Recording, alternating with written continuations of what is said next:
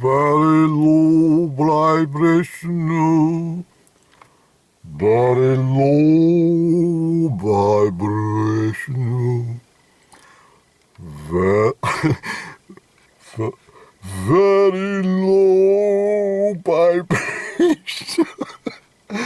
Andrew, stop it. I'm going to have a cup of tea.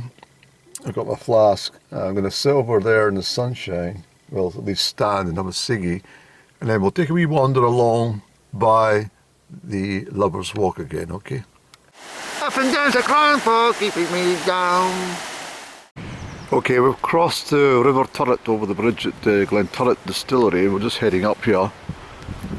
And look at the abundance of the celandine there. So you never want for any teeth whitening materials if you come out here for a little visit.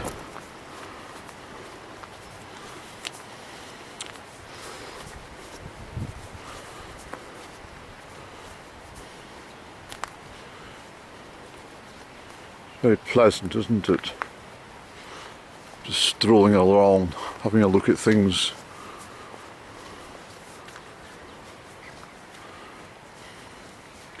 I had a busy morning. I had to go down to Sotheby's in Glasgow.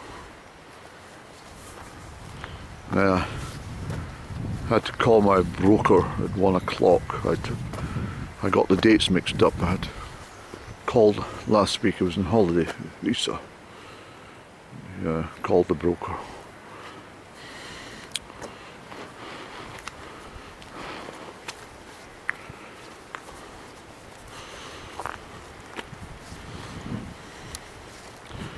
I had invested heavily in petrochemicals, but I've decided to cash in my shares portfolio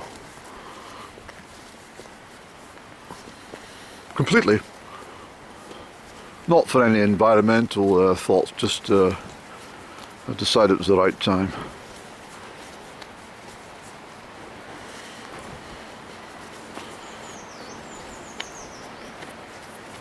So as I said previously, they've done a lot of these pathways up in order to attract more people.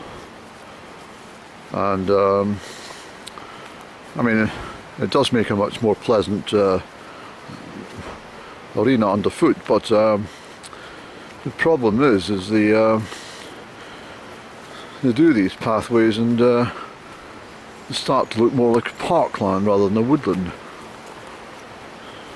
I'm not being negative, I'm just saying it's they take away the aesthetics of the countryside when they keep meddling.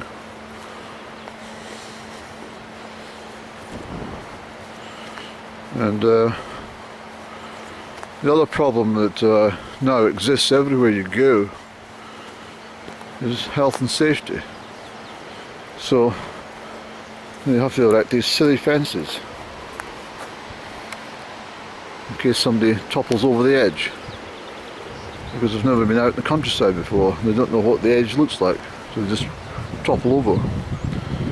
And by clearing the pathway, they've created a whole series of erosion that never existed before, and exposed all these lovely tree roots. And a lot of these trees are now struggling. When the dry weather comes, they're gasping for air. Look. This is a result of stupidity by people who think they know what they're doing. So all this is all falling away with the heavy rain, you see? This will all come down eventually. All these trees will be unable to continue to hold their own, and they'll just fall down.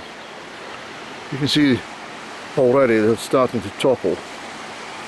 All because they wanted to make a smoother pathway for someone. These idiotic people in charge of the countryside as well as the townships. There's more hazel. Well, I don't think I mentioned any hazelwood today, but this is the hazel, a beautiful tree, the hazel. And of course it's a native to the country. Look at the river. Isn't it fantastic? I hear the chaffinch. There's a chaffinch in the background. Very distinctive call the chaffinch has. And I remember being a youngster. I think I was talking about when I was 10-year-old, my friend with the naughty mags earlier.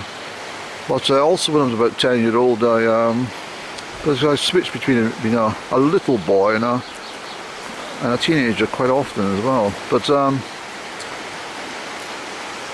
I found the chaffinch and I took it home. I kept it beside my bed in a cardboard box filled with straw and sawdust. And I fed the little thing and gave it water. And I came home from school one day and my mummy said, "Sit down, Andrew." I knew immediately what had happened. And she says, "You mustn't be upset." "But I am upset," I said to my mummy. I says, "I am very upset." And she says, "You've done your best for the little bird, and I will always be eternally grateful for you." So I dug a little grave in the back garden for the little thing and made my own little wooden cross with some twigs and a little bit of string. Spent some time there. And I remember sitting out there in the garden beside the burial site of the chaffinch for a long while. And eventually the memory faded, but it hasn't faded. All these years later I still think about the little thing. And every time I hear a chaffinch in the spring, I always think it's a call for me to say thank you. Thank you, you tried for me.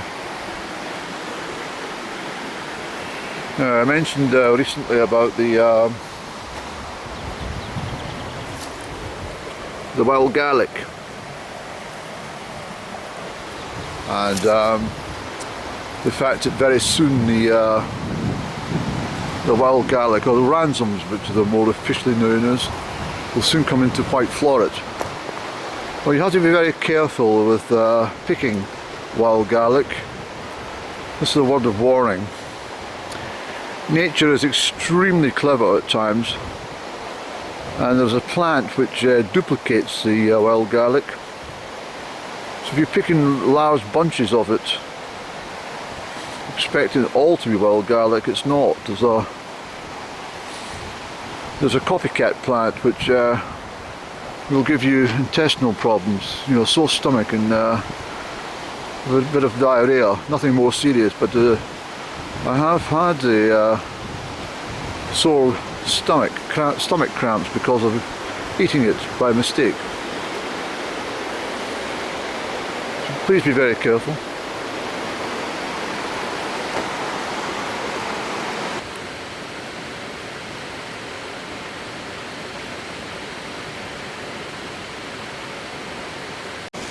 This little plant in here, at a very early stage in its days, but that's called woodavens,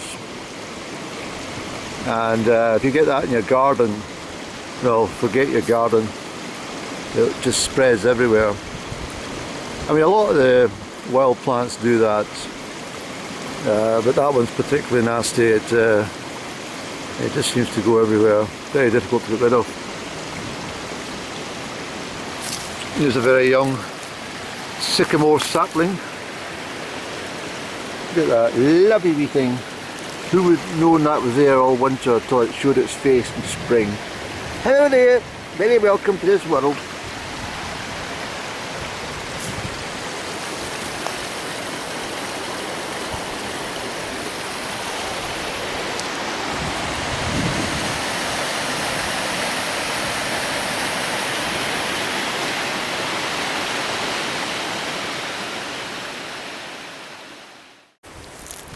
Here we have the plain old dandelion. It's not so plain though. The dandelion is so good for you. It's highly nutritious. It's packed with well, more potassium than any banana, and it also contains lots of manganese and very high in vitamin A, and the leaves are high in vitamin C. Make a very good tonic, delicious tonic, and also a very good, a dried variety can make a very good.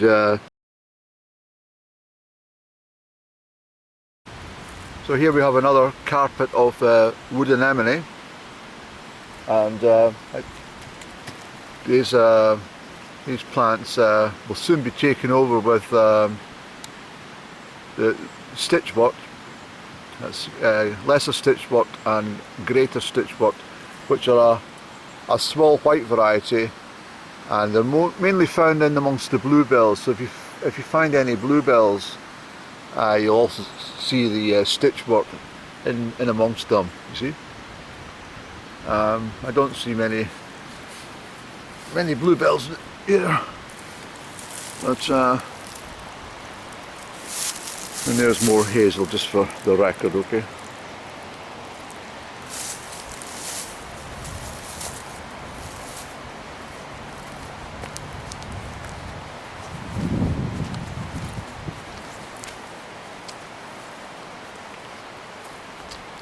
The woodland's a very special place, and if left alone, it's amazing just exactly what it does.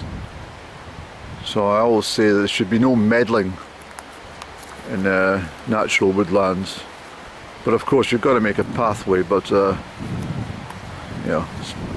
I suppose in a way it gives access to more people, access for all, so it can't be a bad thing. Here's mine and up and down's picnic area that she didn't attend because she was fraught.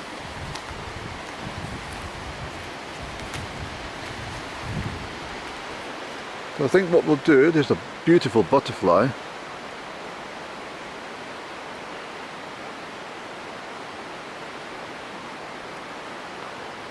It's a message from God every time you see a butterfly, that he's happy, that someone is appreciating his work.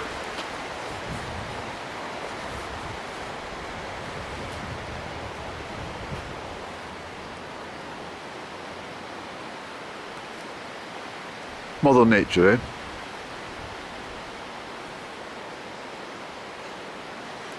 It's hard to say if it is Mother Nature, because I mean,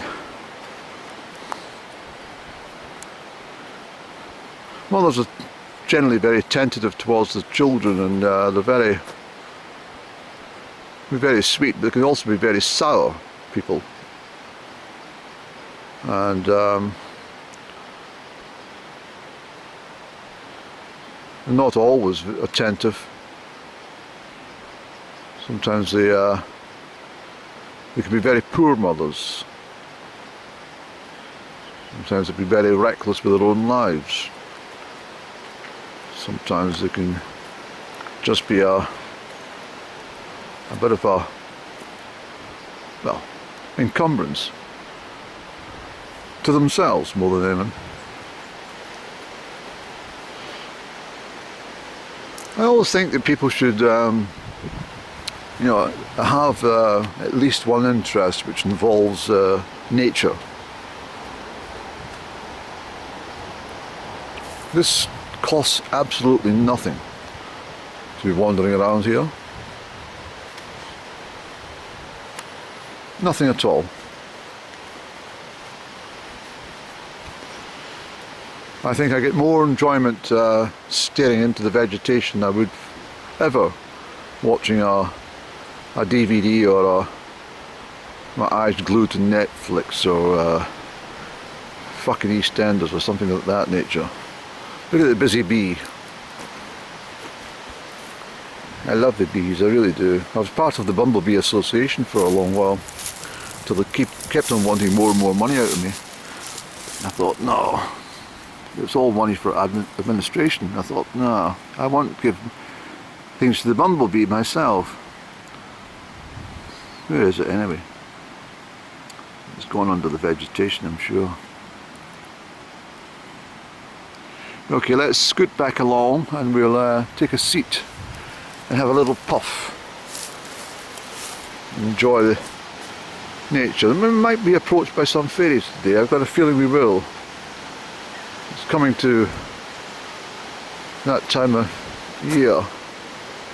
Look, there he is. He's over there.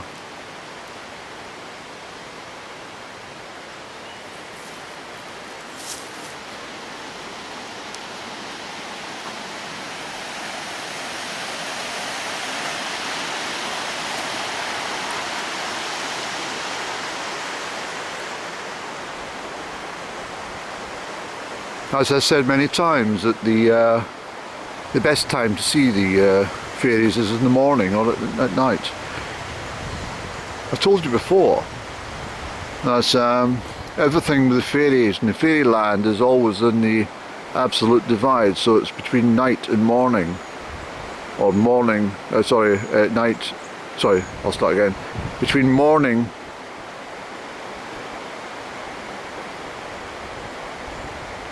start again. It's between night time and morning, or between daytime and night time,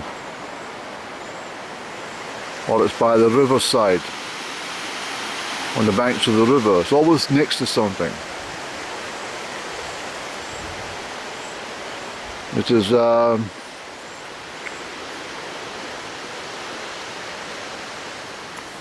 it's a white feather. It's an angel. It wasn't there a few moments ago. Thank you very much, angels. The fairies will always be at the edge of something, the edge of a field. Not on the field, but the edge of the field.